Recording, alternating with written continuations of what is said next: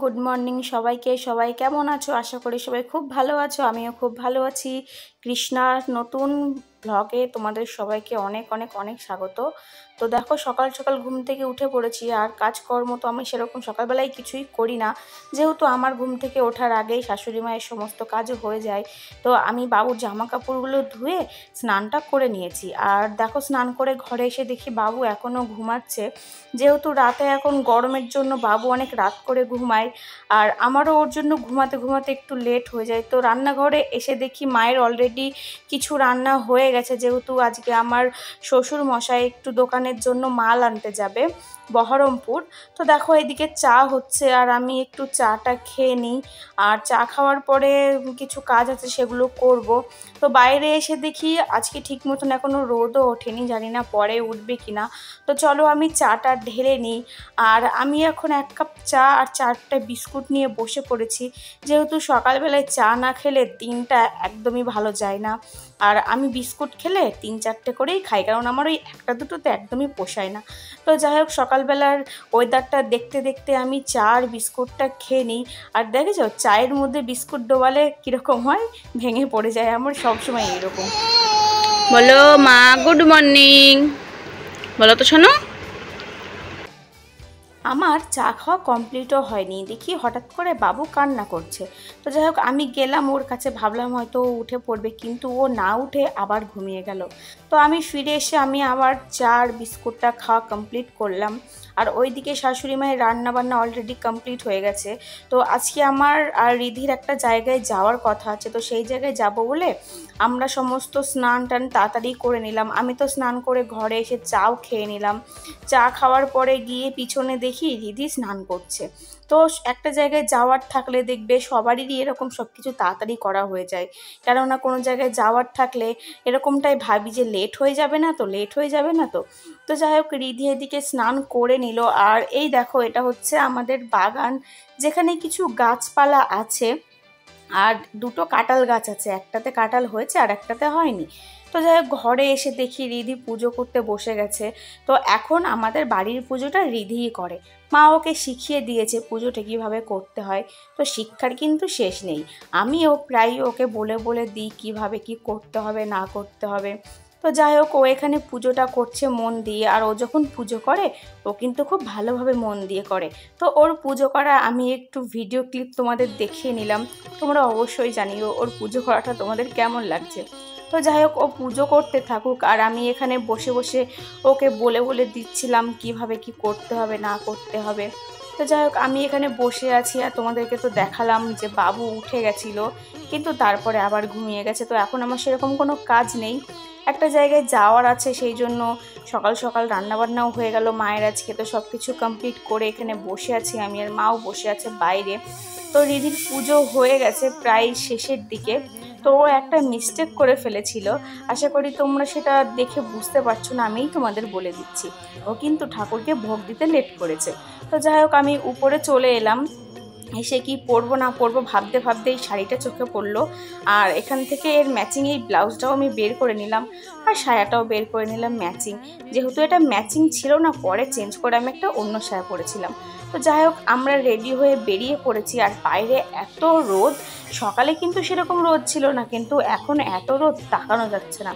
তো রিধিকে আমি ছাতাটা ধরিয়ে দিলাম, বললাম ছাতাটা মেলো, নাহলে আমরা পুড়ে কয়লা হয়ে যাব। তো চলো আমরা যাই, তারপর তোমাদের দেখাচ্ছি কোথায় যাচ্ছি। যে আমাদের দার্জিলিংয়ের ছাতা, যেটা মা আমাকে এনে দিয়েছে গিফট হিসাবে। আরও কিছু এনেছে, সময় পেলে তোমাদের সাথে অবশ্যই শেয়ার করব যে দার্জিলিং থেকে কি কি এনেছে। হ্যাঁ, পরিবারের সবার জন্য এনেছে, সবটাই মানে সবটা না, কিছুটা আমার কাছে আছে, সেগুলো আমি শেয়ার করতে পারবো অবশ্যই। খুলে খুলে দেখাবো না, মানে গিফট খোলার কথা বলেছি আর কি। তো কেমন লাগছে আমার গিফটের ছাতাটা অবশ্যই তোমরা জানিও। তো চলো, ছাতা উড়ে চলছে, এত হাওয়া, ছাতাটা উড়ে যাচ্ছে, কি আর করা যাবে। এই যে এখানে আমরা এখন বাসের জন্য ওয়েট করছি, দেখি বাসটা কখন আসে। টোটোতে যাবো না, টোটোতে যাবো না, না সেটা বড় কথা না, সময়টা একটু বেশি লেগে যাবে, সেটাই বড় কথা। তোমার তোমার কি মনে হয় আমরা ভিখারি যে তুমি 50 টাকার জন্য এরকম করে বলছো? আমি একটা পয়সা নিতে চাই। কি হবে পয়সা? বৌদি তো আছে, মেয়ে হু না। আমি করোড়পতি না, আমিও করোড়পতি না, আমি কিন্তু ভিখারি। আমি ভিখারিপতি। এইটা যা ছাতাতে মুখ হয়ে গেল। তো চলো তোমাদেরকে দেখাই আমাদের রাস্তাটা একটু।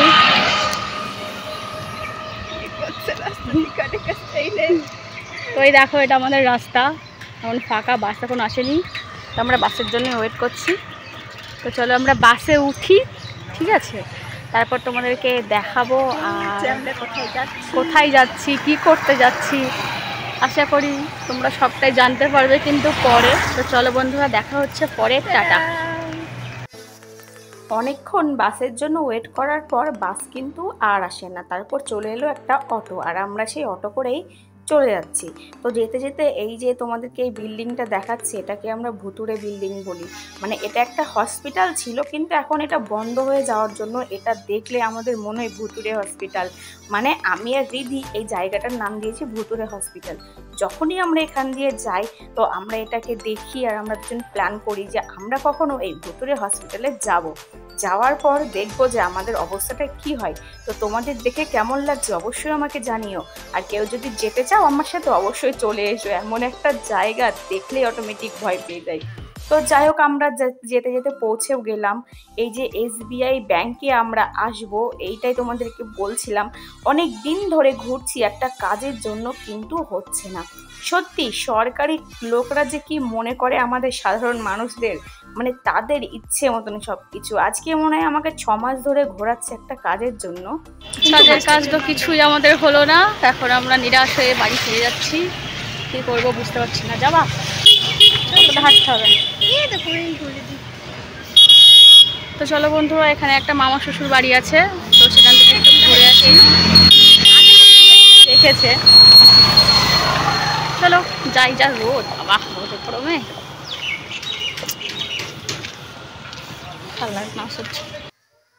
চলে এলাম মামা শ্বশুর বাড়িতে।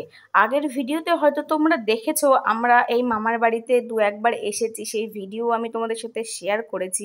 তো ঢোকার পথেই দেখি মামি এখানে কাজ করছে।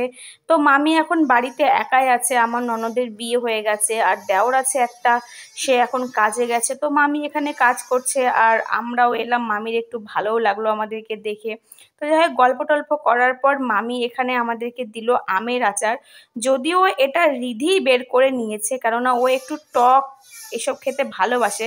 আর দুইজনকে দেখেছো লড়াই করতে শুরু করেছে। তারপরে মামি দিল ঘুগনি, যেটা আমি একটু টেস্ট করলাম। আমি খেয়েছি, রিধি সেরকম একটা খায়নি, কেননা ও কুলের আর আমের আচার খেতে ব্যস্ত। তো হোক, যাওয়ার পথে রিধি বলল কি কাকিমা আমাকে এই ফুলটা পেরে দাও, মাথায় দেব। তো সেটা শুনে তো মামি ওকে একটু বকায় দিল, বলল তুই কি মা কালী যে ওটা মাথায় দিবি? ওটা তো মা কালীর জন্য তৈরি হয়েছে, তোর জন্য নয়। তো যাই হোক, ওর ফুল অনেক ভালো লাগে, সেই জন্য ও 2টো ফুল ছিঁড়ে নিয়েছে। আর পরে আমাকেও একটা দিয়েছিল, আমি সেটা মাথায় দিয়ে একটা ভিডিও বানিয়েছি, সেটা হয়তো তোমরা দেখে নিয়েছো আমার ইনস্টাগ্রাম। এই যে বাসটা আমার মামা শ্বশুর ওকে গিফট করেছে ওর বিয়েতে, সেই জন্য বাসে উঠে এত লাফাচ্ছে। দেখেছো কেমন সুন্দর নতুন বাস, এত সুন্দর বাস গিফট করবে আমরা বুঝতেই পারিনি। তো এই বাসে করে ওর বিয়েতে আমরা বরযাত্রী না সরি কন্যাযাত্রী যাবো।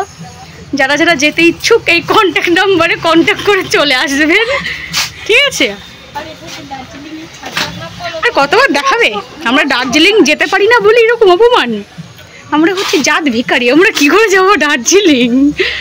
বসে বলো না, তোমার বাপের দেওয়া বাস, কত সিট, বসো বসো বসো বসো, একদম পিছনে বসো না, হ্যাঁ তো এইখানে বসো। সত্যি মামা শ্বশুরের বাসে বসে আমাদের এত ভালো লাগছিল, মানে গা দিয়ে তো একদম ঘাম ঝরছিল, মনে হচ্ছিল একদম এসি লাগানো। তো যাই হোক, অনেকক্ষণ বাসে ওয়েট করার পর আমি আর রিধি তো বাধ্য হয়ে বাস থেকে নেমে পড়লাম অটো ধরবো বলে। কিন্তু আমরা এত টাইম অটোর জন্য দাঁড়িয়ে আছি, আর প্রত্যেকটা অটোই সামনে দিয়ে যাচ্ছে আর আমাদেরকে বলছে আমরা শ্যামনগর যাবো না। তো গরমে আমাদের অবস্থা যাহাই খারাপ। মানে সেই রিধিকে দেখো, এত সুন্দর না, নিব ফর্সা লাগছে রে, এত সুন্দর সুন্দর ফর্সা লাগছে না। অনেক অপেক্ষা করার পর ফাইনালি এই বাসটাই ছেড়েছে আগে। তো আমরা ফিরে আবার এই বাসেই চলে এলাম, আর দেখেছো বাসটা ছেড়েও দিয়েছে।